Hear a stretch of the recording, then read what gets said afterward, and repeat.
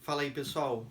A gente vai fazer uma demonstração de como será o exercício da videoconferência dessa semana. Então, nessa semana, todo mundo vai entrar na videoconferência no mesmo horário para a gente fazer uma dinâmica bem maneira com vocês.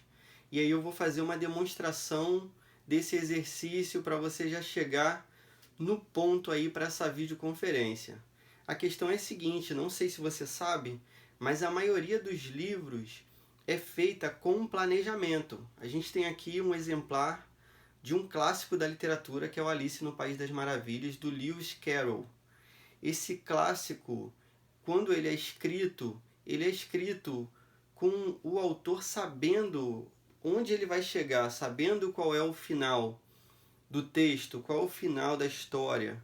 Não sei se você sabe também, mas algumas séries hoje em dia, os autores eles já têm que escrever o último capítulo da série antes de assinarem lá o contrato de roteirista de uma série, para que o canal de televisão tenha a garantia de que aquele cara vai saber finalizar aquela sequência ali que ele iniciou.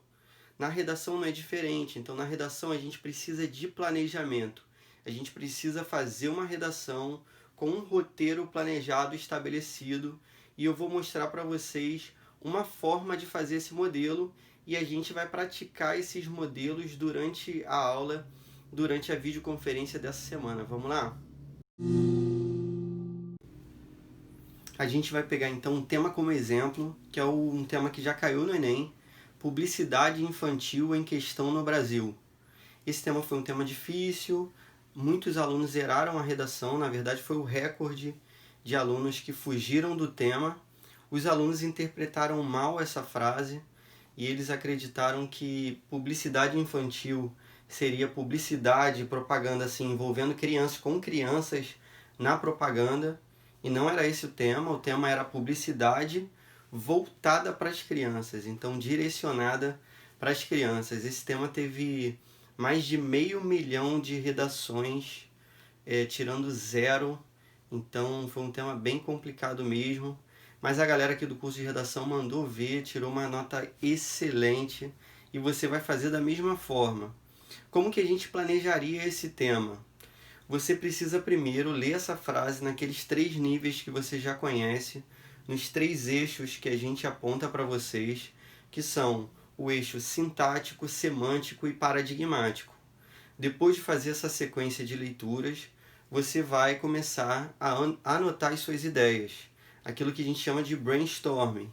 Então você anota as suas ideias e aí, se você tiver acesso aos textos motivadores, aos textos de apoio, você vai começar a ler esses textos para garantir, primeiro, que você não está repetindo uma ideia dos textos de apoio, segundo, que você está realmente dentro do tema. Depois disso, você vai pegar essas ideias e vai arrumar num planejamento, num roteiro. E é essa sequência que a gente vai fazer agora. Por exemplo, depois de anotar as minhas ideias, eu preciso pensar então na ordem que eu vou imprimir para o meu texto. E essa ordem ela vai ser direcionada pelos desenvolvimentos.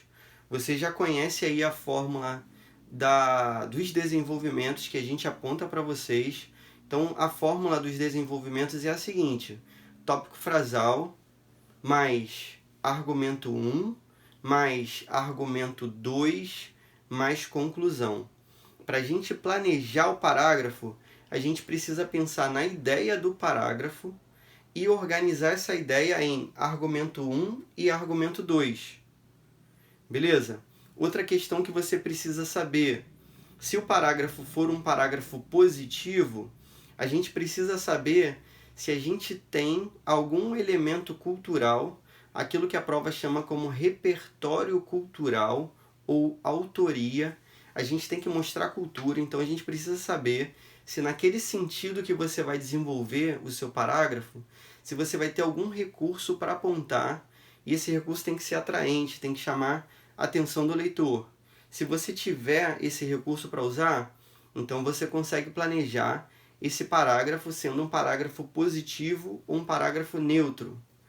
Por outro lado, quando você planeja um parágrafo negativo, além de seguir essa sequência, essa ordem, né, de tópico frasal, mais argumento 1, mais argumento 2, mais conclusão, você precisa pensar em 2 critérios. Primeiro, você tem um repertório cultural para apresentar? Segundo, você tem condições de solucionar aquele problema que você apresentou nesse parágrafo negativo? Se você conseguir responder essas 2 questões e responder, né, positivamente, eu tenho um repertório cultural e eu tenho como solucionar, então o meu texto já está planejado. E a gente vai fazer essa sequência nesse tema. Vou repetir o tema para você: publicidade infantil em questão no Brasil, tema de 2014 da prova do Enem. Vamos partir para o planejamento. Na primeira parte, a gente deve imaginar os desenvolvimentos. Então, a ordem do nosso parágrafo vai ser uma ordem parecida como ordem de causa e consequência. Então, no desenvolvimento 1, eu vou pensar nas causas da publicidade voltada para o público infantil. Então, por que as pessoas fazem publicidade e direcionam essa publicidade para as crianças? No desenvolvimento 2, eu vou pensar nas consequências. O que isso gera para a criança, então? Por que isso seria negativo, prejudicial, nocivo para esse público infantil? No desenvolvimento 1, então, pensando nas razões para a publicidade voltada para a infância, para o público infantil, a gente teria 2 razões. E essas 2 razões eu vou colocar como argumento 1 e argumento 2 desse desenvolvimento 1. Tá ligado nessa fórmula, não tá? A gente precisa então de um desenvolvimento com 2 partes argumentativas. Então eu vou ter um argumento 1 e um argumento 2. No primeiro argumento, eu vou pensar da seguinte maneira: a razão para que uma empresa faça uma propaganda e direcione essa propaganda para a criança é que tantas vezes aquela criança, aquele indivíduo, é um cliente, um consumidor a longo prazo.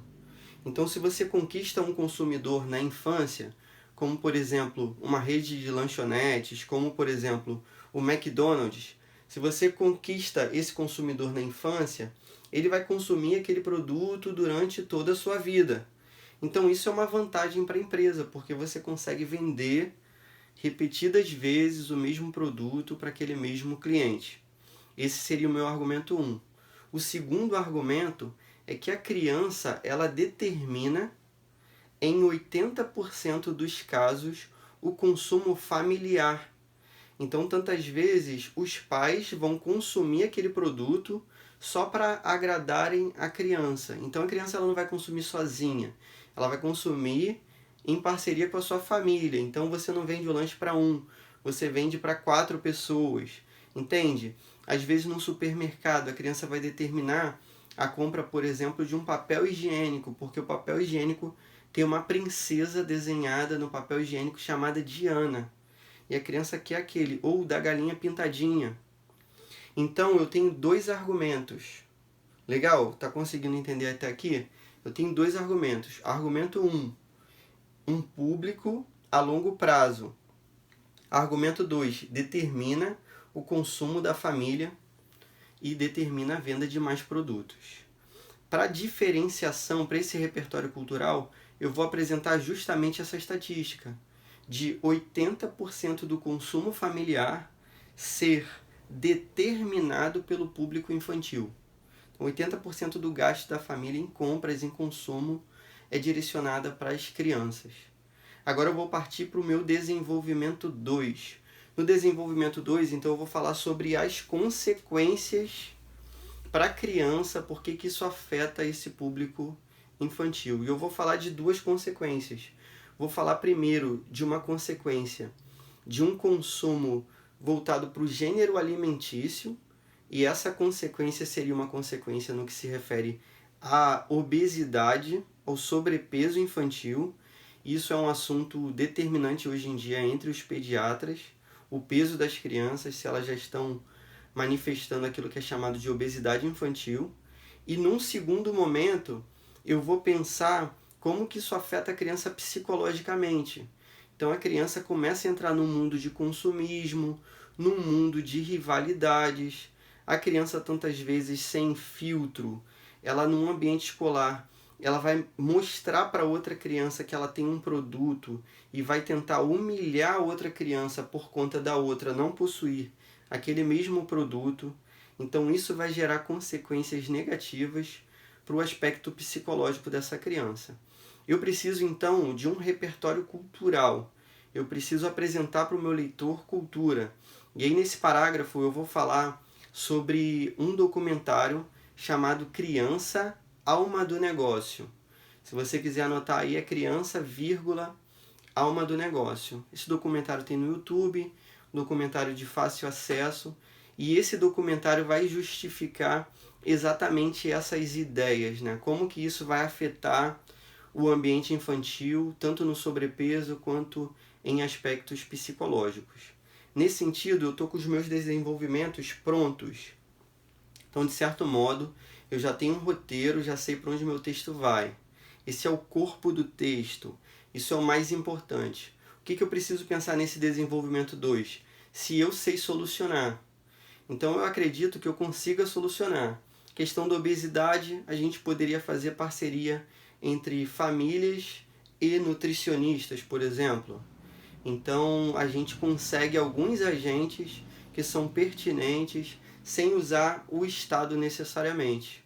Na segunda parte, que é a parte do aspecto psicológico, eu posso envolver conselhos de psicologia e o próprio ambiente escolar. Esses conselhos atuando no ambiente escolar, que é esse ambiente de maior rivalidade entre as crianças e, por isso, essa afetação psicológica. Então, eu acho que eu consigo solucionar, já planejo esses agentes no meu roteiro e agora está faltando somente a introdução. Na introdução, preciso de um recurso para a apresentação. O recurso que eu vou usar é o seguinte, um contexto histórico da criação dos smartphones. Então, o primeiro smartphone que foi criado pela IBM em 1994. O smartphone é um aparelho de fácil acesso, as crianças conseguem manusear. E aí, se você tem contato com crianças, você sabe que isso acontece desde cedo, a criança consegue facilmente manipular aquele aparelho. E eu vou usar esse contexto histórico, então, para marcar o meu roteiro de introdução. Então, já tem introdução, desenvolvimentos e conclusão. A minha redação está pronta. Vai ser isso que você vai ter que fazer durante a aula nessa semana, durante a videoconferência. Está preparado?